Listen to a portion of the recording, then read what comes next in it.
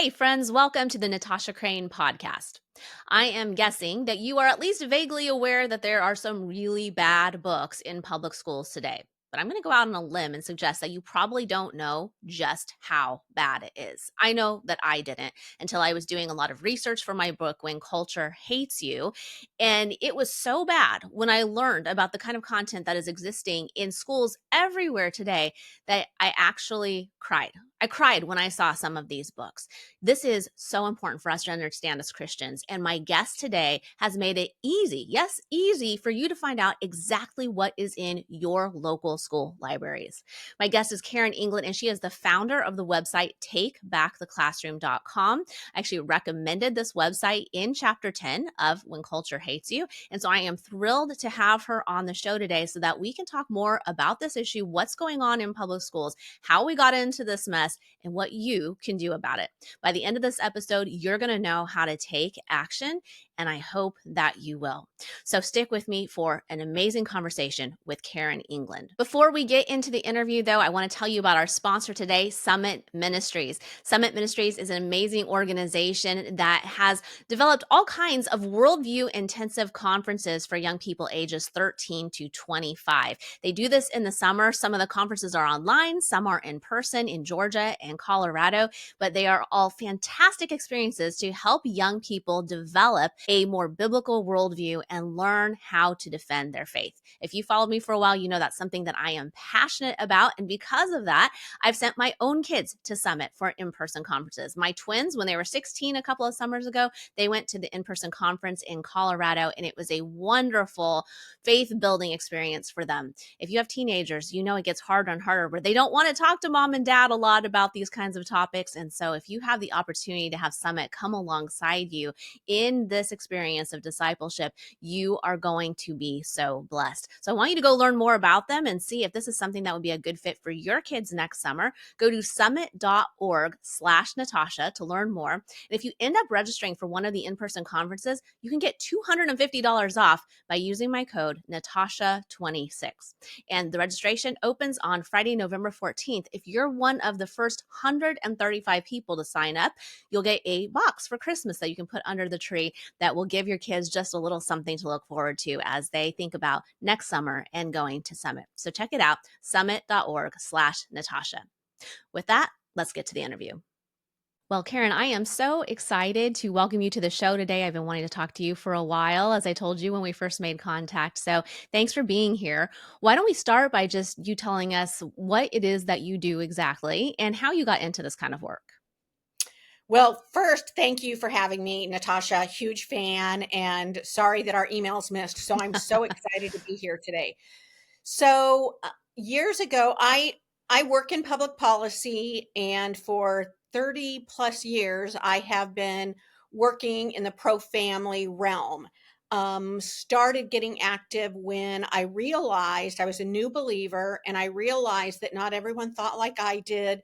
Not, moved to California, and there was some crazy stuff going on, and I was like, this is crazy. Like people think like this. I don't know these people. And so it was a real eye opener as a new believer. And I actually was reading the newspaper and going to go down and look at the Christian, the radical right Christian. This was in Rockland, California, that was going to destroy the public schools. And I was like, well, I'm a conservative. My husband's a conservative Christian too. I should go down and see who this person is. And so I went and I realized, oh my gosh, I'm it. I'm the extreme religious right that newspaper was talking about. I agreed that you should talk about abstinence when talking about sex ed. This was 30 years ago. And that kind of started my journey. And what we've begun to do, I started off in sex ed. Our organization now has really shifted to stop the sexualization of our kids with public school tax dollars. And so we're doing the sexually explicit books in school, we're doing the transgender ideology and policies, and we're doing the comprehensive sex ed. And now we're branching out nationwide, and particularly on equipping parents to assert their rights. Well, you are a wonderful living, breathing example of everything that I'm trying to get people to do in my book, When Culture Hates You. In fact, it was kind of funny because we discovered that you had been reading my book when we made contact on X, and you were reading it, and along you come to find that in my chapter on the sexual liberation of children, when I give several action points, things that you can do as a Christian, I give your website. And I said, hey, go to this website and you can learn how to get rid of this pornographic material in schools. And that's takebacktheclassroom.com. So that was kind of a funny way that we connected. No, it was, and I had loved your book. That's towards the end of the book, and I had loved it as I was going through it. It was a little hard to read because my husband had highlighted and underlined things. So I found myself just reading those parts. So I ordered my own copy so that I could highlight them. But I did. I got to that chapter. I love how practical you are, how I think people can really understand because it's hard. They don't get, like, when I first got involved, it was a shock to me that I was the religious right and I was, what all these people were saying. And I do think it's funny. I think the chapter that I'm in is hateful bigots or something like that. And so it just was very encouraging, and it was a blessing to see that in there, that you're seeing the resource, and I hope more people will use us. That's the whole reason we exist, is to equip moms and dads, grandparents at home to get this stuff removed from their school.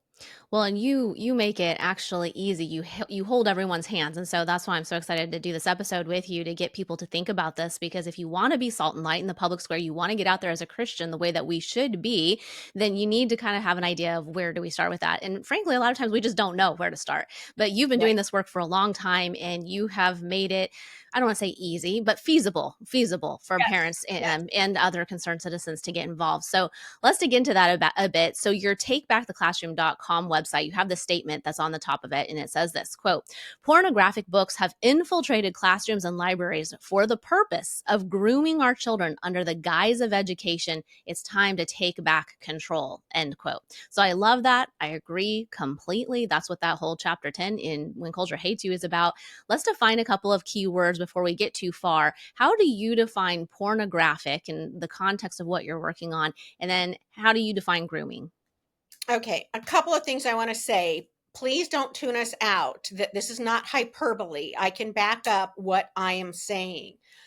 So pornographic is anything visual for the purpose of sexual excitement, and that's what it is in these books. But Merriam-Webster actually says an act relating to sexually explicit material. Oh, yeah, we're doing on pornography, such as video, audio, text. It's a depiction of erotica behavior. And that's kind of the threshold of the books that go on our website. And I actually, nothing goes on our website that I don't go through first. I'm the final line, because I don't want a bunch of hyperbole. We don't have to be discredited. This is bad enough that we can go with the truth without exaggerating, and should be demanding that this stuff be removed, because our taxpayer dollars are paying for it. And I realize that a lot of these youth have, people will say to me, well, they have it on their cell phone, they have it on their phone, they see it everywhere. That may be true. However, taxpayer dollars and a teacher in a classroom giving it the stamp of approval is very different than a mom purchasing a cell phone. Not to mention, they're exposed to these materials far sooner than most parents are getting their kids a cell phone. And so pornographic, it's the really sexual there. I will say, people, I think, confuse pornographic with obscene. Obscene would be, in my opinion, and there's some court cases, would be kind of hardcore porn. Um, but pornographic is any erotica. I mean, these are rape scenes, incest scenes, very, very graphic scenes that they describe. There's a reason they win all these book awards, because they write it so well. And it gets in the child's brain, and it's awful. So pornographic is really sexually explicit. To give you an example, a lot of these books have been made into movies.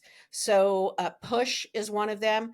That book, American Psycho, about 70% of the sex scenes had to be taken out of the book in order to make those both R-rated movies, but they were left in the books. And these books, some of them are found in elementary schools, but often in middle school and high schools. And so it's just absolutely crazy that we are allowing and giving a stamp of approval for minors to have access to this material. And you're making a bold claim there when you're saying that it's for the purpose of grooming children. So explain that a little bit. What do you mean by grooming? Well, just like I love your book. Another plug for your book when you talk about the common good. What we see as the common good and the opposite see as the common good are two different things. So the for lack of a better word, progressives, they really believe people are born sexual and it's their job. They belong to the whole Kinsey thinking, for those that are familiar with Kinsey, that you're born sexual and it's their job, their passionate job and calling in life to help the child explore their sexuality and their pleasure. And so it's intentional. They know what these books are doing. These authors know that these books are in the hands of 11, 12, 13, 14-year-olds. So it's intentional. It is the intentional grooming. And by grooming, I mean, and it fits the definition again, it is desensitizing for the purpose of some other action. And they start, and you'll see it, there's a book behind me called The Big Bathhouse. That's in kindergarten. And it's a picture book. The left will claim it's all about Asian culture. But when a 5-year-old walks away from looking at this picture book, all they see is a bunch of adults and kids in big bathhouses and bathtubs together naked. You can't even tell if it's the grandmother and the granddaughter, but they're everybody. So a kid walks away not thinking, oh wow, Asian culture. They walk away with the impression that naked adults and naked kids, that's very normal. And it goes on throughout. And that's why I say grooming. When I started to get into this, I thought a lot of this was hyperbole.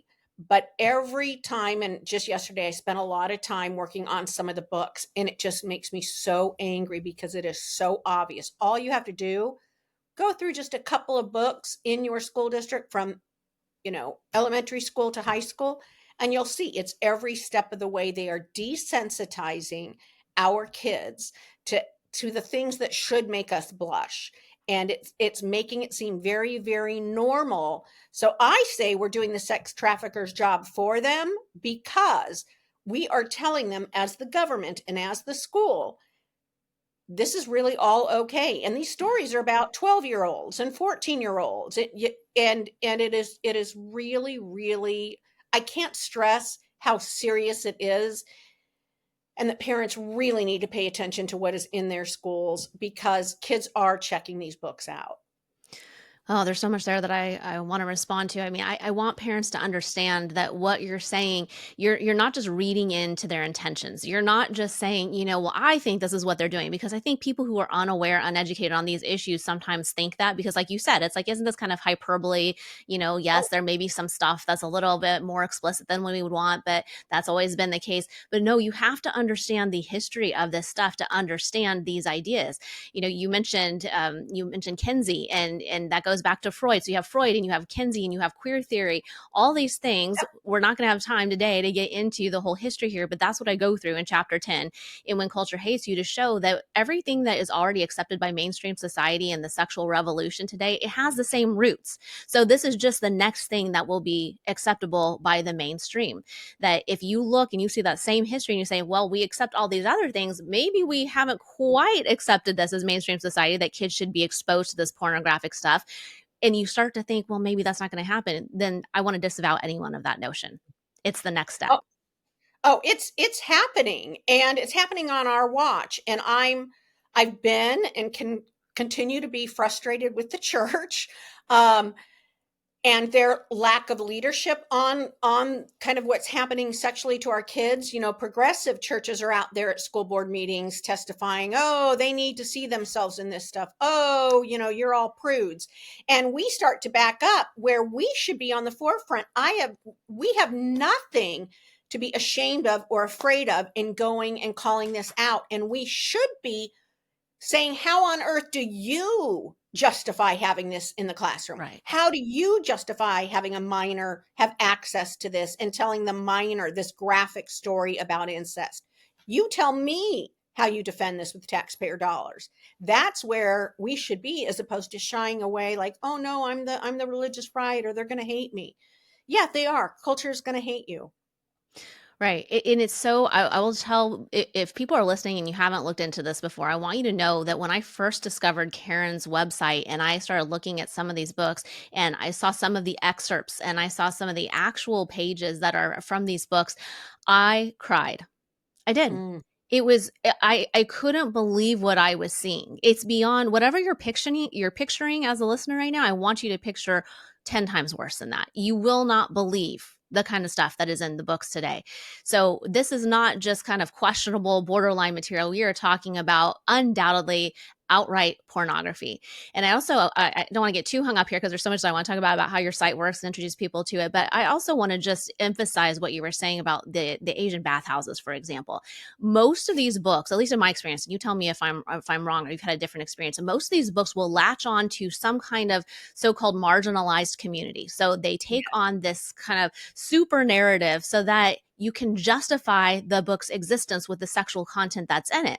And so, for example, a lot of the books are LGBTQ in nature because that's considered untouchable in society today, right? Progressives will be like, well, you're not allowing marginalized groups to see themselves in these books. You're not allowing them to experience what they need to experience in this. And so you're somehow discriminating against them. But we're discriminating here against pornography. And just because you put a label over it or some kind of veneer to make it about what people would think of as a yes. marginalized community doesn't somehow make it better. But this is the way that they get this into schools. I think this is the way that they seem to justify it by latching onto something else, whether it's Asian culture or it's sexual minorities and the language of the progressives or anything else. Seems to me that's the Trojan horse. What do you think? No, they absolutely do. And it's interesting because the big bathhouse, again, coming from California, that was a trigger already for me. I was like, that's a weird title for a book. Um, but secondly, the author of that book has come out and said and is on tape, and we have a copy of it, where he's hoping that book will help the transgender communities. And when you go look at the pictures, and you can go to our website and look at the big bathhouse, you will see that you really can't tell if they're guys or girls, the adults. And he's out there with his intention is to desensitize and kind of get it all, that there's a transgender thing to his big bathhouse and that it's not really about Asian culture. And they do that. And you talked about pornography. Nothing goes on our site. This is not a one-off. Like, it's not a puberty book that says a word I don't like. No, they may claim it's puberty. We actually have a series on our Instagram that says puberty or porn, you decide. And we show you what's in the books. You guys decide if this is, if, because that's what they will say until you confront them with it. And then they can't say that this is actually puberty training, because it's not. It's pornographic material. And there's a fundamental belief in a lot of these academic circles that are trying to justify this, that the age that people have to get to in order to engage sexually, that's just a social construct, right? So Right. queer theory, as this academic theory, basically says that they want to deconstruct all norms of gender and sexuality. Well, one of the norms that exists in our society is that children should not be engaging sexually. So if you Right. deconstruct that, then that means that they're actually advocating for what they consider to be the sexual liberation of children. So if anyone is doubting what we're saying here and that the intent is actually there to get children to engage sexually, please Google that. Please Google queer theory and the sexual liberation of children. You can also Google childhood innocence with those terms, and you will see all kinds of academic, and I use that term lightly, academic literature that's geared toward making this seem like you're actually hurting children if you don't allow them to engage sexually. So from that perspective, they're pushing this stuff in the schools so that they think they're helping children. Now you can pursue your sexual identity because, as Karen was talking about earlier, that's the whole idea, that you're a sexual being from birth. So now we need to help you explore that. Yeah, and your parents are the problem and in the way. Your Yes. parents in the church are a problem, which is also a very common theme throughout these books. And oddly enough, a lot of anti-Semitism, just throwing that out there because that seems to be going around quite a bit. I hope one day to be able to do more in categorizing some of the books, very pro Planned Parenthood, very anti-father, anti-faith, anti-Semitic. But I love what you said, that they really think that they are liberating our children. And it goes back to, you think it's crazy, but they're out there talking about minor attracted person, and they're upfront about it. And it is getting more and more common. I mean, you see it or hear it, and they genuinely, we have a biblical worldview. There are only two worldviews. And I don't mean to tell you this and start preaching on your show, but it's biblical and anti-biblical. And so you either have a biblical worldview that you're coming from, or you have one that hates a biblical worldview. And that's what they're putting into the schools. And as long as we are paying taxes, as long as our neighbors, and we have public schools, we all have some form of obligation about our tax dollars and how they're used. You don't have to become me and go read porn everywhere under the sun, but you can pray, you can donate, you can educate your Bible study, there's a lot you can do, because we are funding this as the public. And I don't want to ever be asked, what did I do? What did I do about our kids being sexualized, and telling them, I mean, it is just in 30 years how it's gone from, teaching abstinence being controversial to, hey, now let's teach pleasure. I mean, I was at a school board meeting and they were upset that the fifth graders were being told about nocturnal emissions and pleasuring. But this one psychologist on the board, how come we're not talking about the pleasure women feel? This is for a fifth grade class. This was 7 years ago in Reno, Nevada. And I was just sitting there going, who are these people? Like, how do you survive in real life? Like, who are you? This is so evil. It is so evil. But when you throw out any kind of objective standard of morality, this is what you get. And that's what we're seeing. That's exactly the trend that we're seeing in today's society. So help us understand, how do the books get into the libraries in the first place? I'm sure I'm not the only person who has no idea how these school libraries work. At some point along the way, these books were not in there. And then somebody looks at them and says, yes, this is something valuable we should have in our school library. Let's order this one. And it's not just one or two, as we're going to see as we get further into this discussion, that most of these schools have dozens, even over 100 in some cases, of this kind of material. How does it get in there in the first place? Well, a couple of things, because library books are treated differently than curriculum. So any of these laws that talk about curriculum or Supreme Court cases that talk about curriculum have nothing to do with library books. So library books are purchased, this is a general statement, but for the most part, this is how it's done in every state, by the librarian. And the librarian is given a budget and she orders books. And the books usually come from the American Library Association, all these different progressive ratings, people that rate books or talk about the awards they get. Keep in mind, the American Library Association, who's very active with librarians, they have a minor's Bill of Rights as one of their standard live by, and is that minors should have access to everything an adult should. They have a whole section on the minors doctrine and letting them have access to things. So they believe that if it's in print, if you were to ask them, including Playboy, that a minor should be able to have same access as an adult. So they're not our friends like we thought they were when I was growing up. I think the librarian when I was growing up might have been my mom a certain day of the week, not Right. some, now they refer to them as the trusted professionals. I don't need someone to have a PhD or a master's in, I don't know what, for library books, and then they're taking it from the American Library Association.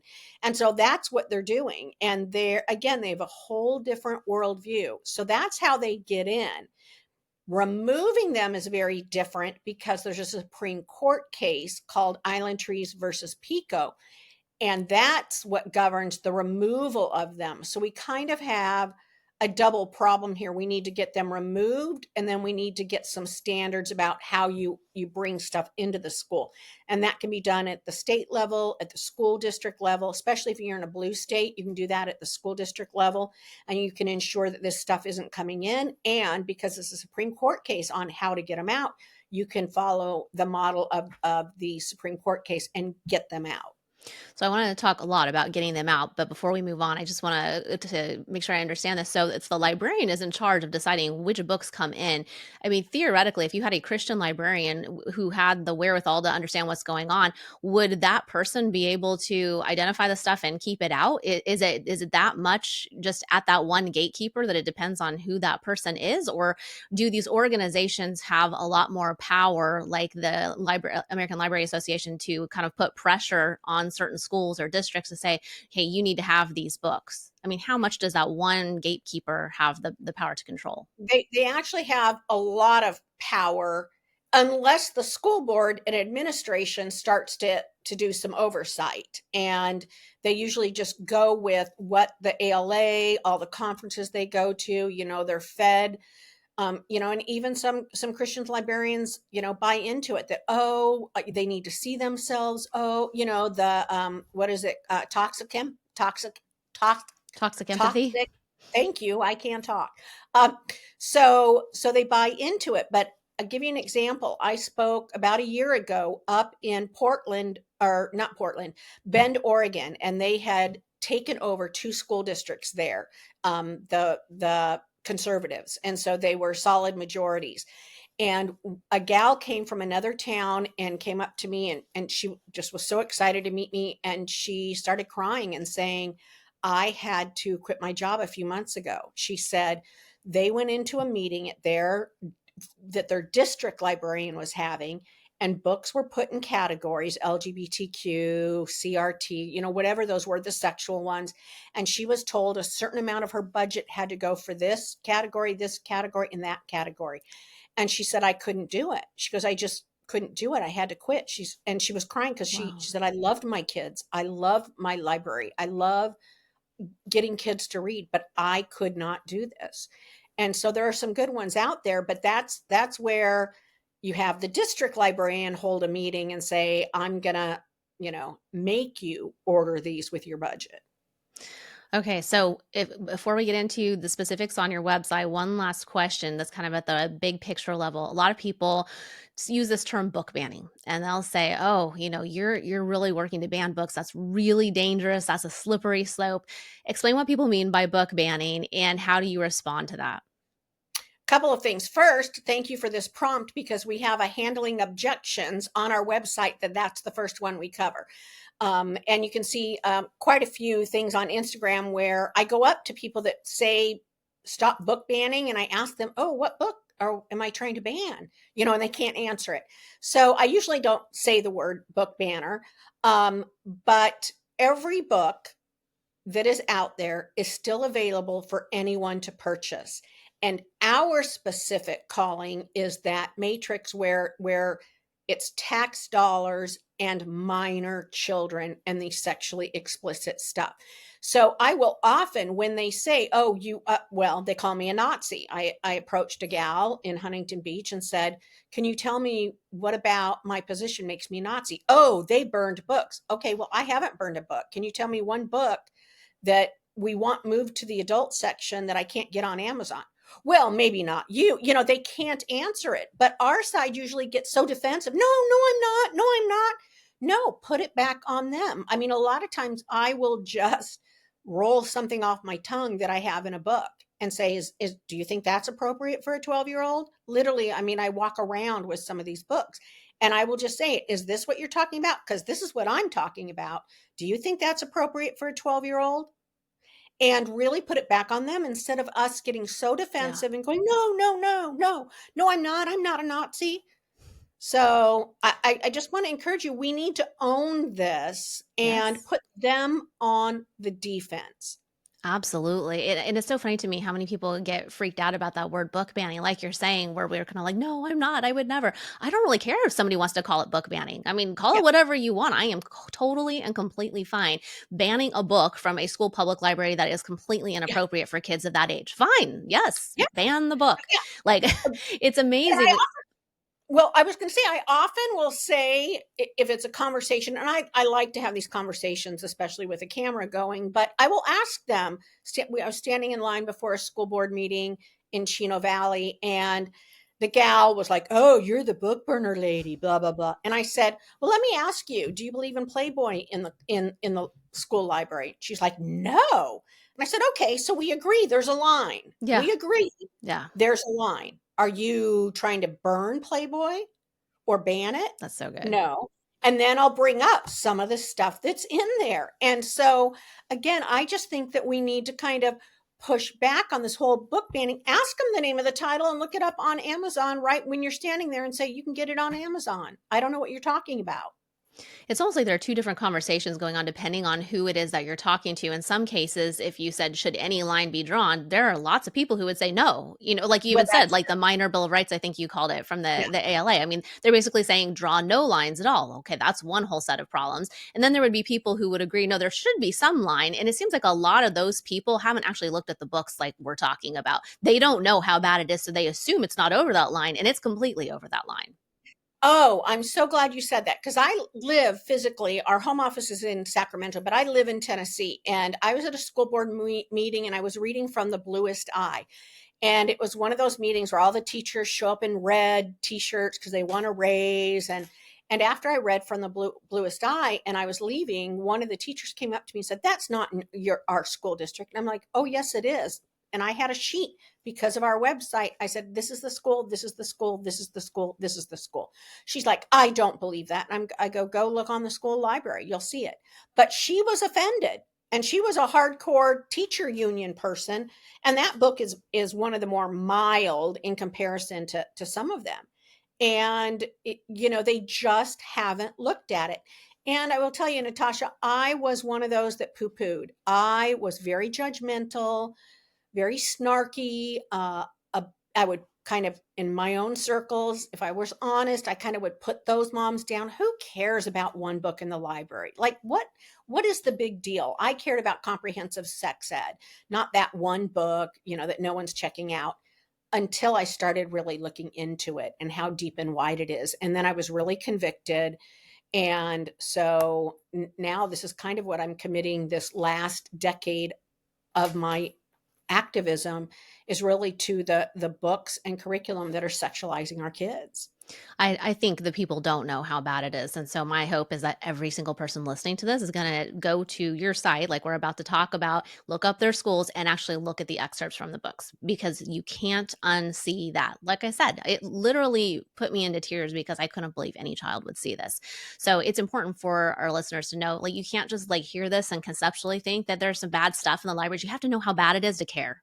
And you're not going to care enough unless you take the time. So I want everyone to take time after you hear this episode. Well, let's talk about your website. So takebacktheclassroom.com. Explain just how this works start to finish. I mean, how do you collect the data? How do you make sure it's up to date? What's there for somebody who's never been there? Explain the whole process.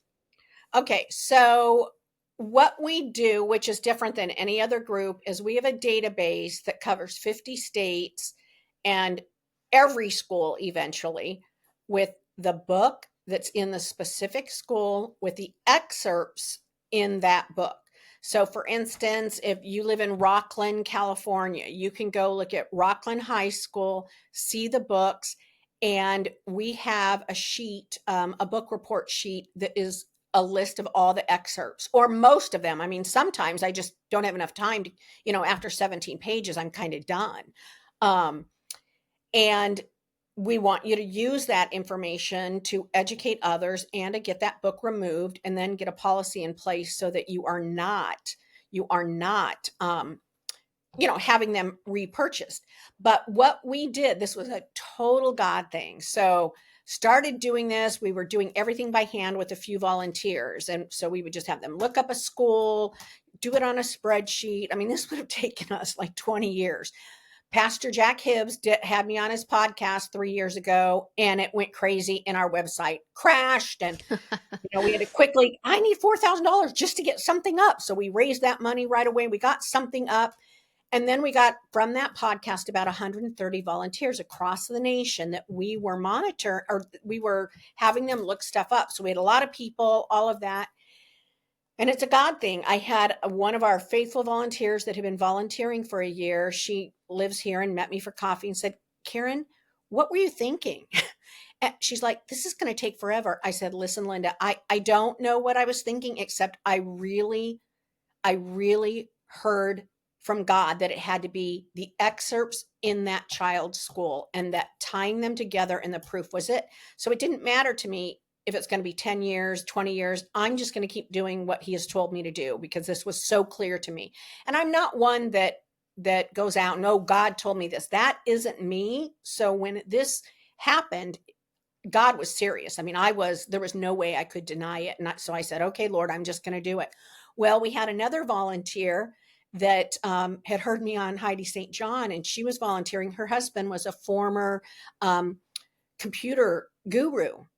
And so he said, there's got to be an easier way. Why are you doing this? You've been doing this for a year, to his wife, who was faithfully working, every day on it. He built us a program, and he built our website for us. And so in real time, for instance, I'm working in Oklahoma. So I asked him to rerun the Oklahoma list so it's up to date as of last Thursday. So right now we have new districts coming on board.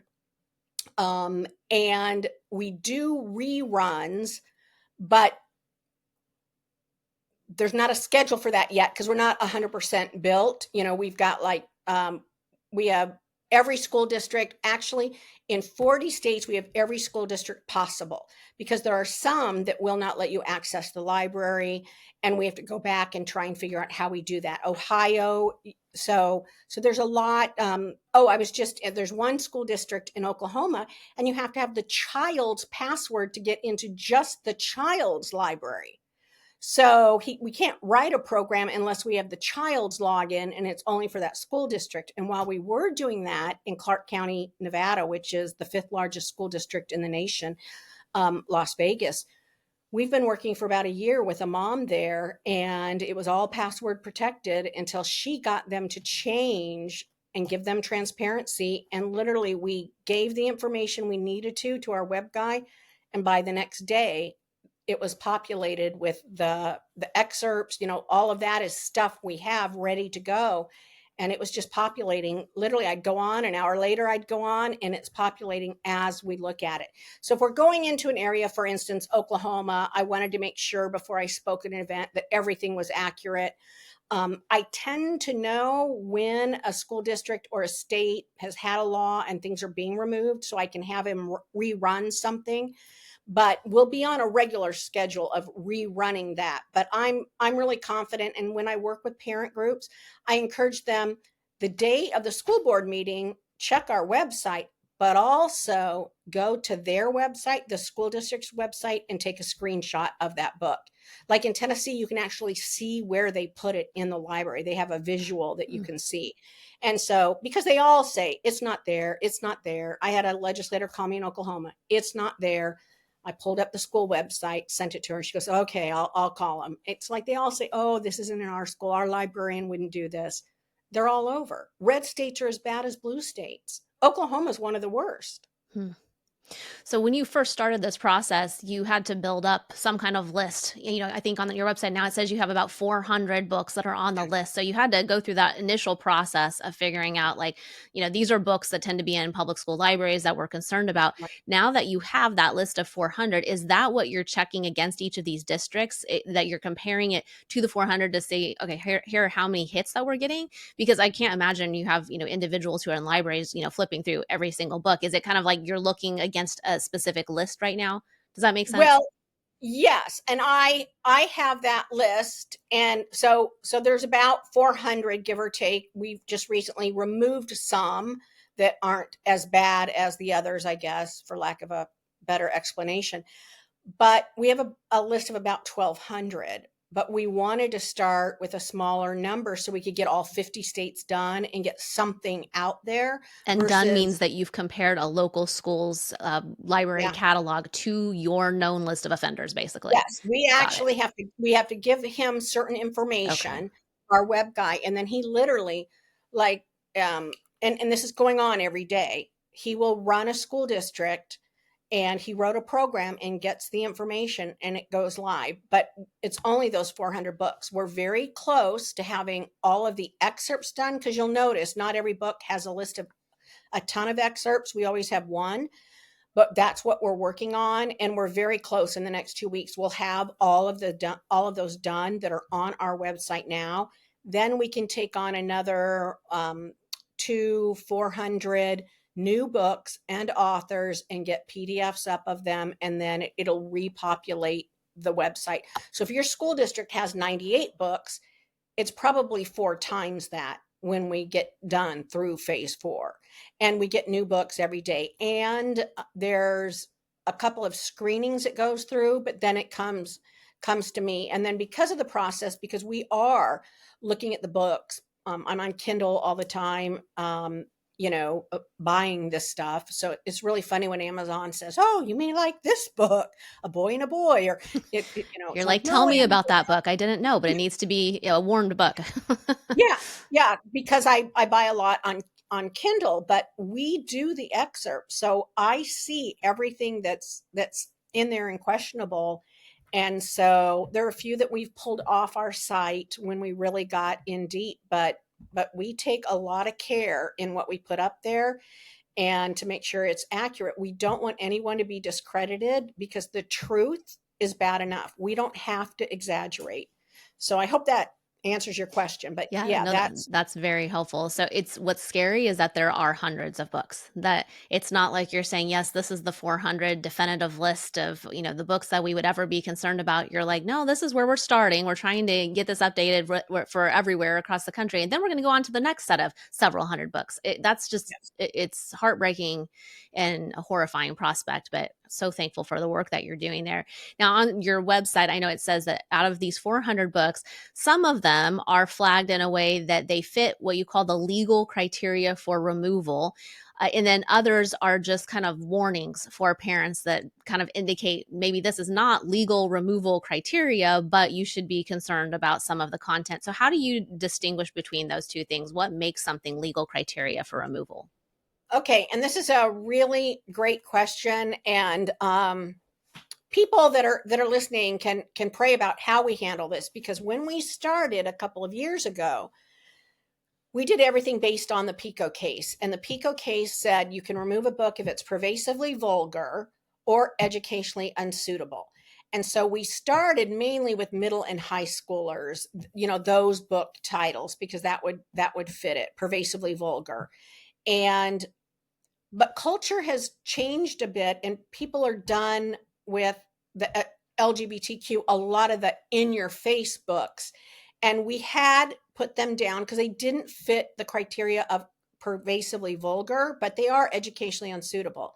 And so we're actually probably going to go back and reclassify that, um, those books, and not quite sure how we're going to do it or what we're going to call it, but they are sexual indoctrination, and that may be what we use as our wording. And it doesn't mean you can't remove them, but depending on where you are, because again, what a school district in San Francisco is going to have a problem with, a school district up in Reading may not. And so we want to just give the parents all of the information to make that decision. A lot of these books are assigned in ninth grade English, freshman English. I cannot tell you how many. Let's see. Looking for Alaska, Me and Earl and the Dying Girl. Go look those two up. Me and Earl and the Dying Girl. They're often assigned all over the country in freshman English. And so you need to see those. But the other, we just really wanted parents to know there was sexual stuff in them. It was indoctrination. So I think we did red flag warning. And I think actually this week we're having a long staff meeting now that the legislature has come to a close, and we're going to re-talk about how we revisit that, because it doesn't belong in the hands of kindergarten kids. It just doesn't. So it's a little bit subjective then. And I mean, how do you determine what is, I think you said pervasively vulgar, that if that's the legal criteria, it's hard to know in any given school district what will be compelling for them to make that decision. So you're tagging it that your organization believes this would fit the Right. criteria, but whereas one district might agree with that, another might not, depending on where they're going to draw the line. Is that Yeah. correct? Yes, and the Pico case said that the school board administration are the final say on it. So again, San Francisco is going to say yes to some stuff, and you just need to decide if you want that person being your school board member anymore or not. Right. But like for instance, in Oklahoma, this stuff is really bad, and so we have written a piece of legislation with a few other groups that we'll be introducing in a week or two, or actually the beginning of December. And we went in and we defined everything because a lot of this is subjective. But we defined sexually explicit if it's got pictures of this, and we just really laid it out. So if we can get that passed in Oklahoma, those will be the definitions that Oklahoma school boards use. And it's been successful in Texas. Utah just had a bill pass. And so, some of the red states are really taking this on.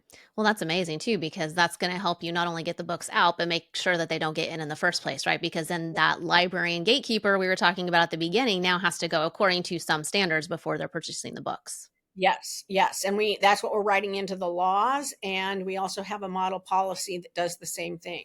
Model policy to get them out, and then a model policy with definitions for a school board to take them in.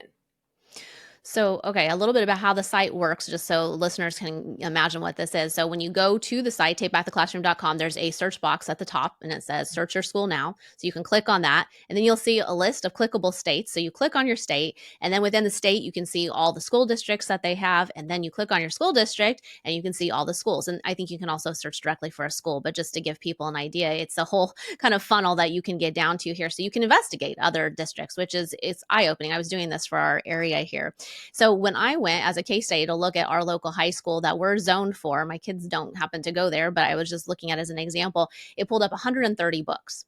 So 130 of these. And by looking at how you have flagged them, it seemed like most of those actually would meet the legal criteria for removal according to your standards. And so it's not that I want people to hear that too. It doesn't seem like most of the books are just kind of like, hey, parents, you should be aware of this if you're a Christian. Yeah. Like these actually would meet some legal criteria for removal. Most of those 130 were there.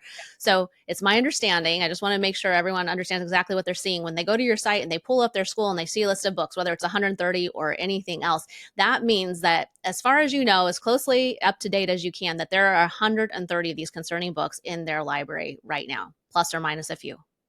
Absolutely. And we've only checked 400 books. So it's Yeah. probably double, triple that. And I will tell you, Natasha, we have yet to genuinely have someone contact us and say the book isn't there and it's really not there. So Wow. again, we when a state passes a law, we wait a few weeks and we then run to keep up with that state. But I'll give you an example. We did the DoD schools, all of the schools. There was, I live by Fort Campbell, Kentucky, and they actually, a Fort Campbell kid sued when the Department of Defense had all these books removed.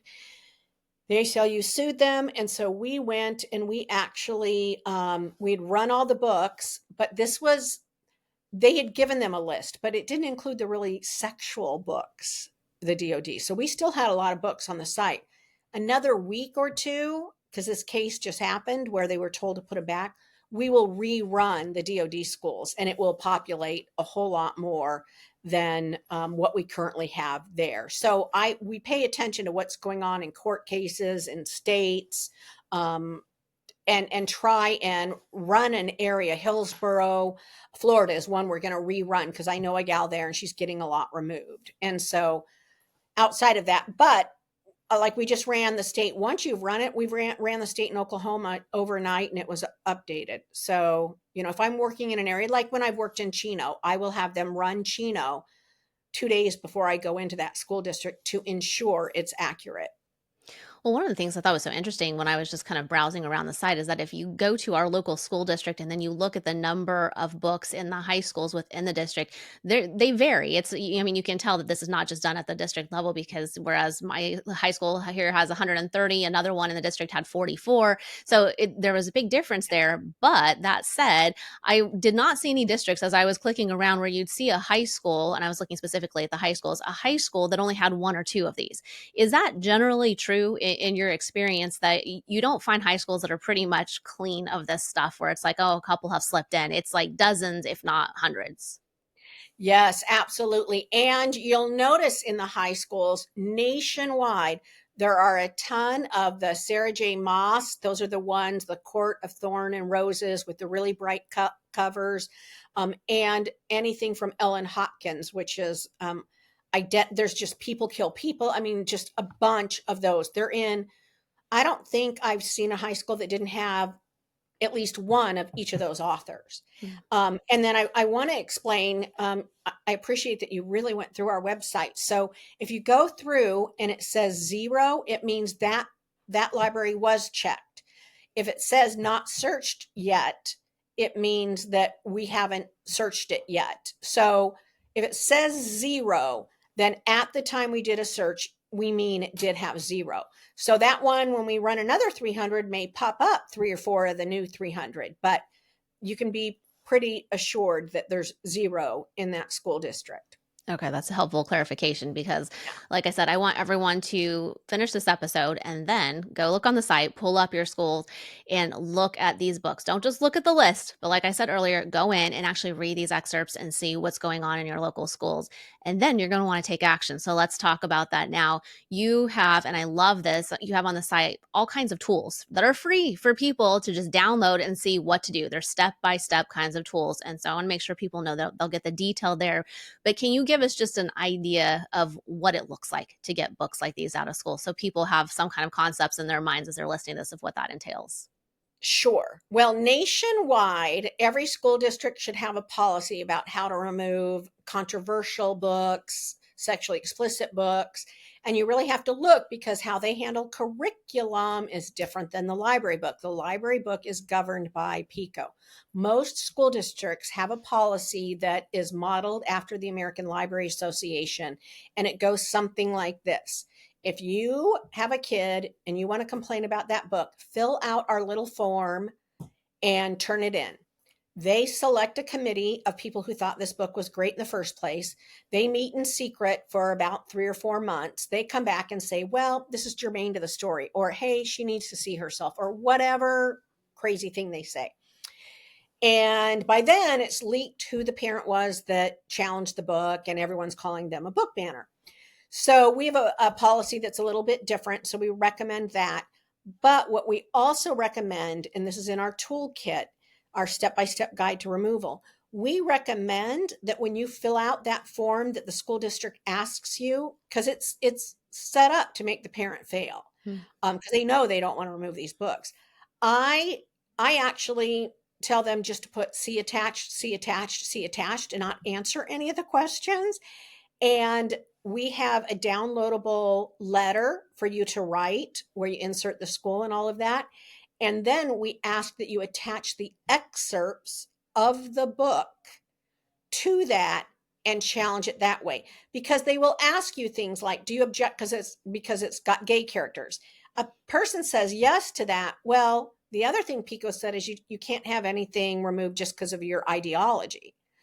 But so for instance, genderqueer legitimately can be removed for being pervasively vulgar. I don't care who, if it's a guy and a girl, trans, that stuff is pervasively vulgar and should be removed. So they set it up. They ask things like, well, do you think someone over 8th grade should read? I mean, they just set it up for failure so that they get to keep these books. And our position is if it meets pervasively vulgar, it does not belong in 17-year-olds' hands and with taxpayer funds. And so it doesn't belong even in a high school. They can go somewhere else and get this book if they want to. And so we encourage you to kind of ignore their form, but you have to kind of follow it and then put, all the excerpts attached. And I'll tell you why. A lot of times they'll tell you, well, did you read the whole book? Again, this is where I like us to go on the offense. Why would I read the whole book if I think it's pervasively vulgar? Why on earth would you want me to pollute my mind if I think it's so bad I'm challenging it? So here are the excerpts. This is enough. You tell me if this is enough or if you want me to bring you another sheet of pornographic writing, and I will do that. But it shows, and it's hard for them to deny when it's page after page after page when you look at it. And so we really encourage you to use the materials on the site in order to challenge the book. And we do some things and we're about to get a couple of more samples up of the letter. We do things like we often hear back it's germane to the story or they need to see themselves. That's one of the big complaints when they will reject someone challenging. So we actually have in one of our challenges, you may believe this is germane to the story. However, it is never appropriate to expose minor children to sexual scenes, blah, blah, blah, blah, blah. So we try and address their excuses on the front end and in the challenge that we put forth. So, given that these libraries all have dozens usually of these books, are you submitting dozens of these requests, or is it one request where you're listing, I'm challenging these, 25 books? Yeah, people do it differently. You would have to have something on each book, so it just depends. And we help people, all over. I know when we first got the policy changed in Chino Valley, there were about 10 books that went in and were challenged, and ended up being removed. So it really it depends on the people on the ground, how they want to do it. And then we try and equip them with whatever their goal is. I will also say, and I don't care if the left hears my strategy in this, I don't pick the LGBTQ books as my first time going in, because even Christians or some Christians will hear genderqueer and immediately go, oh, I don't hate gays, so I don't want to do it. I don't want to have anything to do with it. Go in with the white, there's plenty of it. The white heterosexual rape, incest scenes, all of that, build credibility. And then your Bible study will be like, really, what's in genderqueer that is as bad as what we just Yeah. said? And so that's kind of my advice. And the left gets up and says, and they did this in Chino. They got up and said, oh, they hate gays and they hate blacks. They'd get up and say, this is why they want to ban these books. We'd get up and read something that had nothing to do with either of those. They'd get up and say it again. We'd get up and read a book that was all white, heterosexual, graphic, rape, sex scenes.